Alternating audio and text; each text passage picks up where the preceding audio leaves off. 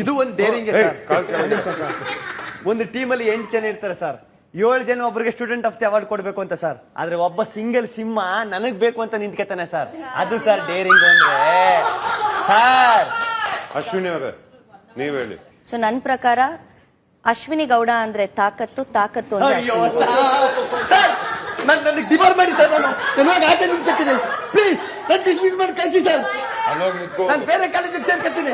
ಏನೇ ಆಗ್ಬೋದು ಸರ್, ಹೋರಾಟ ಅಂತ ನಾವು ಹೊರಟಾಗ ನಮ್ಗೆ ಬಕೆಟು ಅಂತ ಕರಿಬಹುದು, ಸೌಟು ಅಂತ ಕರಿಬಹುದು, ಇನ್ನೊಂದು ಮತ್ತೊಂದು ಅಂತ ಬಹಳ ಕೀಳಾಗಿ ಇನ್ನು ಕೀಳ್ಮಟ್ಟಕ್ಕೂ ಮಾತಾಡ್ಬೋದು. ಆದ್ರೆ ಎಲ್ಲವನ್ನ ಎದುರಿಸಿ ನಿಂತು ಇದು ನನ್ ತಾಕತ್ತು ಸರ್.